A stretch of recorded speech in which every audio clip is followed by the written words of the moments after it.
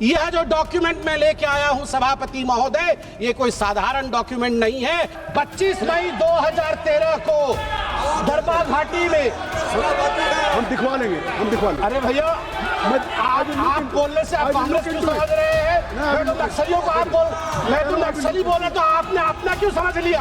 आप पूछिए छत्तीसगढ़ के लोगों से, 76 सीआरपीएफ जवान एक ही दिन में शहीद हुए थे छत्तीसगढ़ में अप्रैल 2010 में, एक ही दिन में। That was the highest ever single day casualty of Indian security. सैनिकों तुम संघर्ष करो, सैनिकों तुम संघर्ष करो, हमें पता नहीं हम किसके साथ हैं। सैनिकों तुम संघर्ष करो, 76 सैनिक तुम शहीद हो जाओ, मगर हमें पता नहीं हम किसके साथ हैं। बहुत बड़ा खुलासा करने वाला हूं, जवाब दीजिएगा साहब। नक्सलिज्म से खराब इस देश में कुछ नहीं हो सकता है। कांग्रेस का एक बहुत बड़ा दूसरा धड़ा था, which romanticized नक्सलिज्म, जिनका रोमांस था नक्सलिज्म के साथ, which love Naxalism, Gandhians with gun. उन्होंने कहा था ये जो नक्सल्स हैं ये गांधी जी के समान है, बस फर्क इतना है कि इनके हाथ में बंदूक है। आप चिंता करके देखिए किस प्रकार की चिंताधारा कांग्रेस पार्टी और उनकी सहयोगियों की। Few words I'd like to conclude, please. Thank you, sir. Very good. Shri Sambit Patra.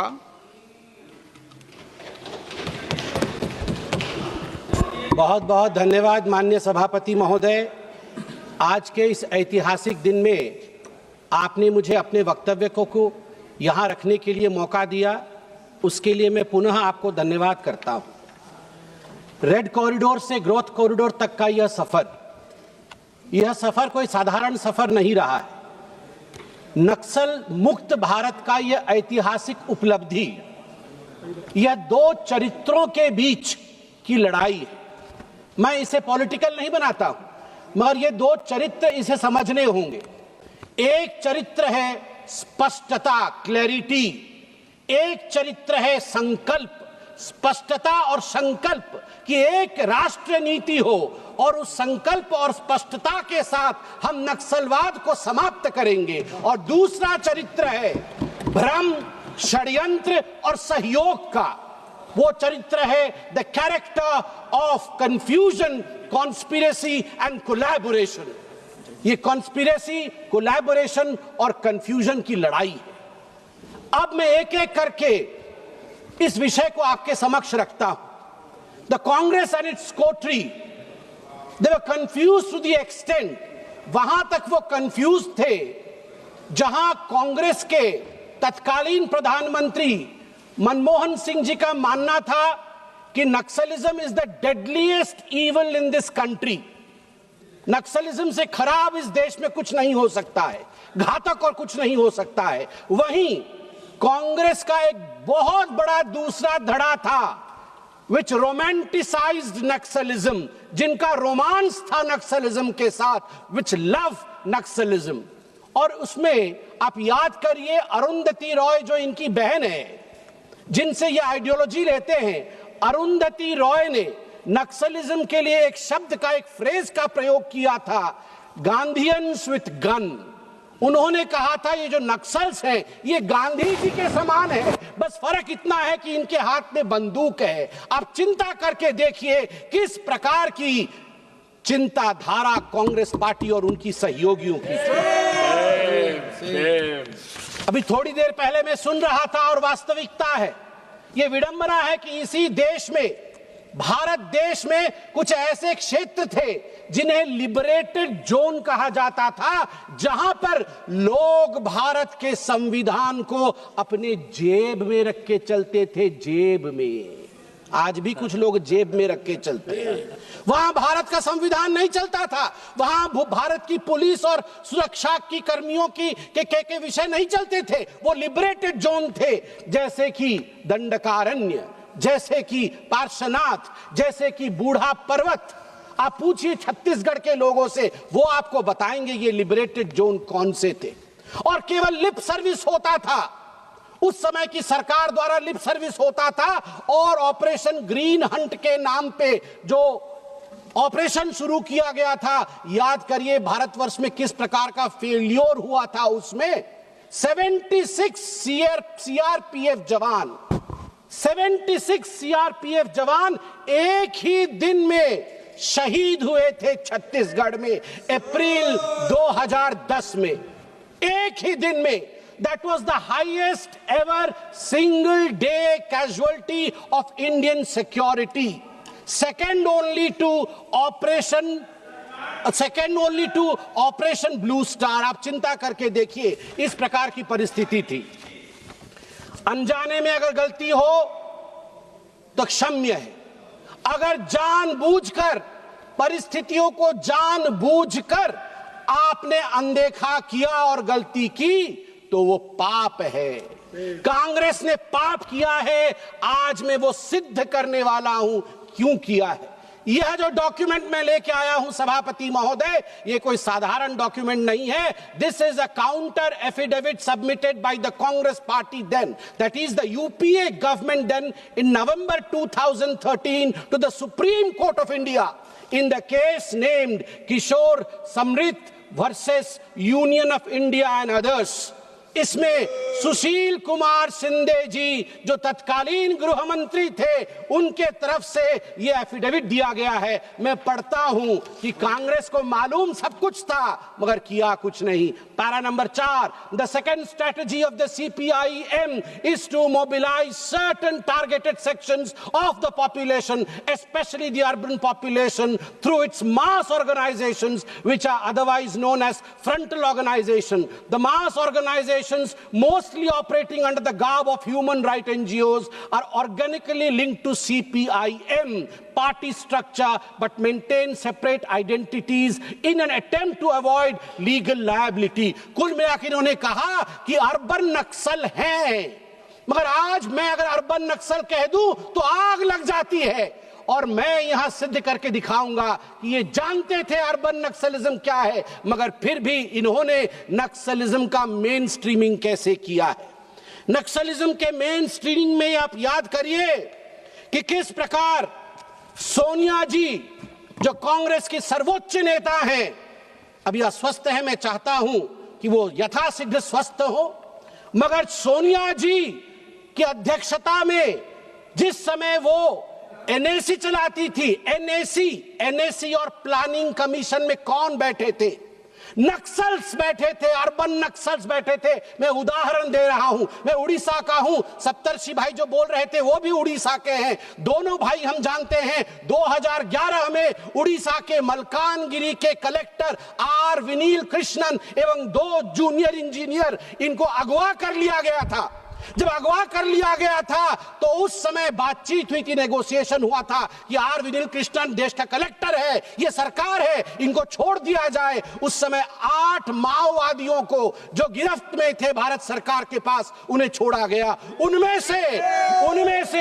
से एक माओवादी जिनका नाम है ए पद्मा, वो महिला थी, ए पद्मा। आप जानते हैं जिसे छोड़ा गया ए पद्मा वो क्या करती है? ये ए पद्मा जो हर्ष मंदार है, जो एनएसी के सदस्य थे, सोनिया गांधी जी के राइट हैंड थे, उनके द्वारा जो ऑर्फेनेज चलाया जाता है जिसका नाम अमन वेदिका है, उसको ए पद्मा चलाती थी। ए Padma was a direct conduit of the Congress party, the UP government. आपने नाम सुना होगा doctor Vinayak Sen. Vinayak Sen was convicted। Bharat के कोर्ट ने सेडिशन के चार्ज में, देशद्रोह के चार्ज में उस माओइस्ट विनायक सेन को, डॉक्टर विनायक सेन जो पेडियाट्रिशियन है, छत्तीसगढ़ में काम करते थे, उन्हें कन्विक्ट किया गया। मगर मनमोहन सिंह जी की सरकार ने सोनिया गांधी जी के कहने पर उन्हें प्लानिंग कमीशन कमिटी में रखा, steering committee on health, drafting there 12th 5-year plan. 12th 5-year plan doctor Vinayak Sen बना रहे थे। इतना कंफ्यूजन था कांग्रेस पार्टी के अंदर कि उस समय प्रचलित था, एक बहुत बड़े पत्रकार ने लिखा था कि कांग्रेस के अंदर की जो सेइंग है वो है the saying for Congress is सैनिकों तुम संघर्ष करो, सैनिकों तुम संघर्ष करो, हमें पता नहीं हम किसके साथ हैं।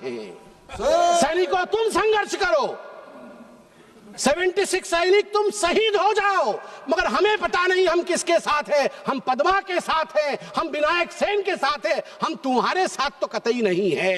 ये हालत थी कांग्रेस पार्टी की। आप देखिए उसके बाद उस एफिडेविट में और क्या लिखा गया है। इस एफिडेविट में लिखा गया है, बहुत तकलीफ किया, आप ही ने लिखा है साहब। The third strategy of CPIM party is to form a rainbow coalition of various insurgent groups in India so as to launch a united frontal attack against the existing state machinery. उसके साथ साथ affidavit कहती है, this is a little known fact not highlighted in the media due to propaganda dissemination in various forms by the Maoist supporters that they are champions of Adivasi rights, a claim contrary to their action. ये सारे नक्सलवादी जो अपने आप को कहते हैं कि हम आदिवासी राइट्स के रक्षक हैं, कॉन्ट्ररी टू द क्लेम, ये कोई आदिवासी राइट के रक्षक नहीं है। खुद इन्होंने लिखा है कि नक्सलियों ने पुल उड़ाया, नक्सलियों ने स्कूल उड़ाया, नक्सलियों ने मोबाइल टावर उड़ाया और फिर खुद नक्सलियों को बचाने का काम करते हैं। और सबसे बड़ी बात यहां जो मैं खुलासा करने वाला हूं, आप देखिए पैराग्राफ नंबर 18 में क्या लिखते हैं, ध्यान से सुनिएगा मेरे मित्रों।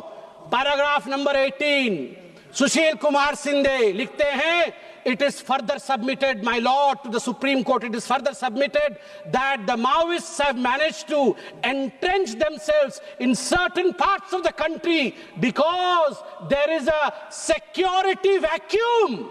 There is a security vacuum and development vacuum.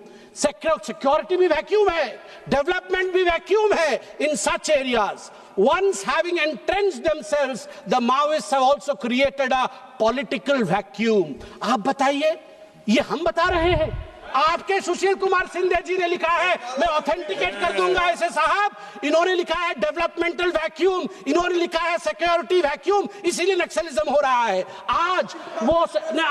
आज मैं यहां पर आपको सिक्योरिटी वैक्यूम के बारे में बताने वाला हूं, बहुत बड़ा खुलासा करने वाला हूं, जवाब दीजिएगा साहब। सलमा जुदुम के बारे में किसने नहीं सुना है? 2005 में किसने शुरू किया? महेंद्र कर्मा ने शुरू किया, आपके नेता ने शुरू किया, कांग्रेसी भाई थे हमारे, आज नहीं है हमारे बीच, उनकी आत्मा सुन रही होगी।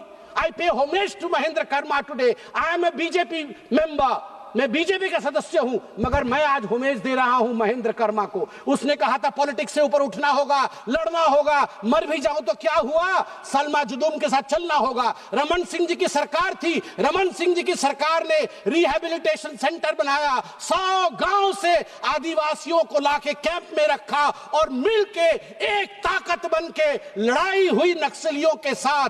गांव के लोग जीत रहे थे, छत्तीसगढ़ के लोग जीत रहे थे, मगर कांग्रेस की कोटरी ने, कांग्रेस की दरबारियों ने जाके सुप्रीम कोर्ट में पिटीशन डाला। किसने पिटीशन डाला?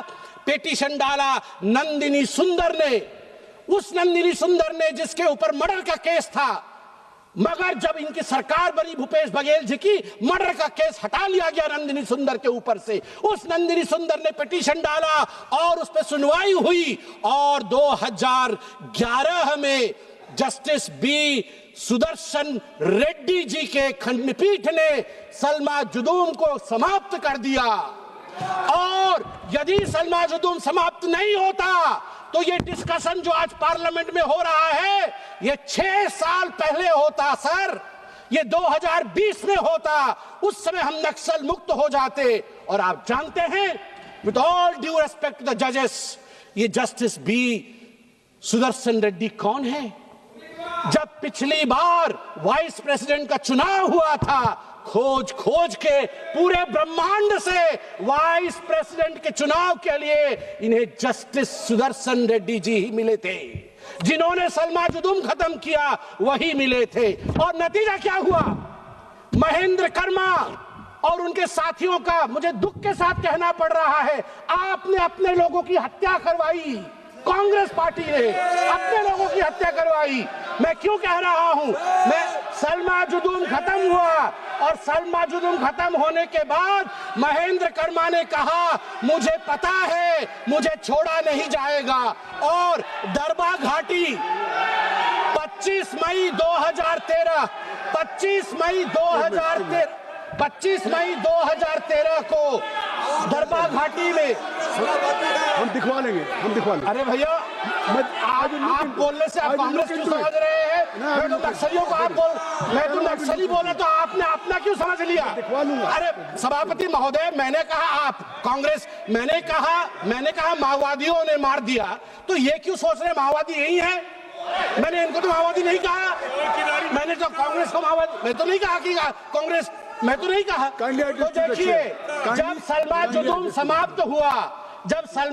समाप्त हुआ तो 25 मई 2013 को दरबा घाटी में 27 लोग इंक्लूडिंग कांग्रेस के बड़े बड़े नेताओं को समाप्त कर दिया गया। सभापति महोदय, मुझे और 5 मिनट दीजिए। सभापति महोदय, काइंडली कंक्लूड।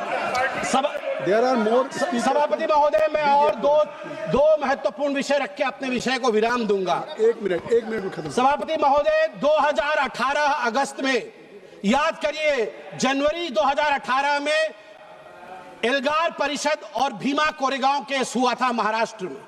किस प्रकार की आर्जनी हुई थी और यह प्रायोजित थी, किस प्रकार भारतवर्ष को बांटने की कोशिश की गई थी, किस प्रकार जातियों को भिड़ाने की कोशिश की गई थी, और उसके पीछे माओवादियों का हाथ था। गिरफ्तार कौन कौन होते हैं? रोमा विल्सन गिरफ्तार, वरवरा राव गिरफ्तार, अरुण फेरियार गिरफ्तार, सुधा भारद्वाज गिरफ्तार, गौतम नौलखा गिरफ्तार, वेरोन गोंजाल्विस गिरफ्तार और महेश राउत गिरफ्तार। इन गिरफ्तारियों के बाद राहुल गांधी का ट्वीट आता है। ये ट्वीट है अगस्त 28, 2018 का। क्या ट्वीट करते हैं? There is only one place for one NGO in India and it is called the RSS. Shut down all other NGOs, jail all activists and shoot those that complain. Welcome to New India, Bhima Koregaon. मैं आज राहुल जी नहीं है, ससम्मान में राहुल जी को कहना चाहता हूं, हाँ राहुल जी, ये नया भारत है। आपने सरेंडर किया और हम धुरंधर हैं। आप सरेंडर हैं, हम धुरंधर हैं। समाप्त करिए। और सबसे बड़ी बात मैं यह कहना चाहता हूं, समाप्त करिए। ये सारे लोग, कृपया सभापति महोदय, मुझे 30 सेकंड दीजिए। ये कुछ चीजें रिकॉर्ड में आना जरूरी है, मैं आपसे निवेदन करता हूं। सभापति महोदय, मैंने आपको 2 नाम दिए, महेश राउत नाम दिया। महेश राउत महाराष्ट्र से गिरफ्तार हुए थे। पहली बार गिरफ्तार तब हुए थे 2013 में, जब महाराष्ट्र में इन्हीं की सरकार थी। और आज मैं वो चिट्ठी दिखाना चाहता हूं। ये गिरफ्तार होने के बाद इनके लिए जयराम रमेश जी ने चिट्ठी लिखा। साहब, ये वाला चिट्ठी तो, ये चिट्ठी बोलना बहुत जरूरी है।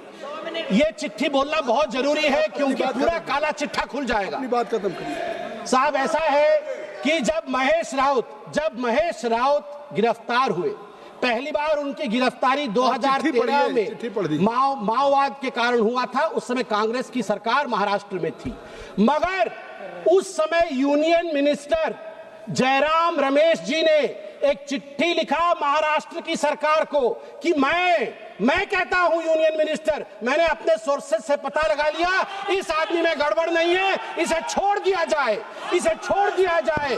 और आपको जान के आश्चर्य होगा कि महेश राउत को सोनिया गांधी जी के कहने पर मनमोहन सिंह जी ने rural development fellow, PMRD fellow रखा।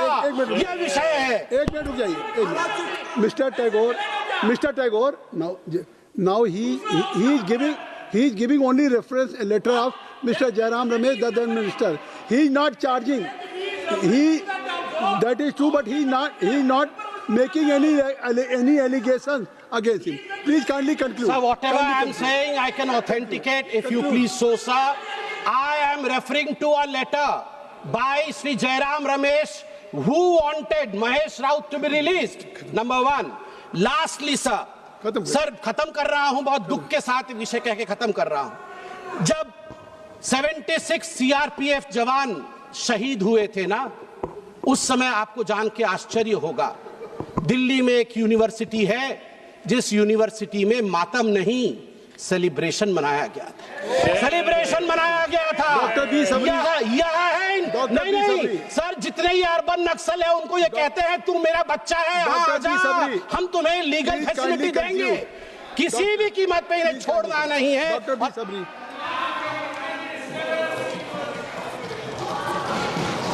Thank you, Speaker, sir, for giving me this opportunity to speak on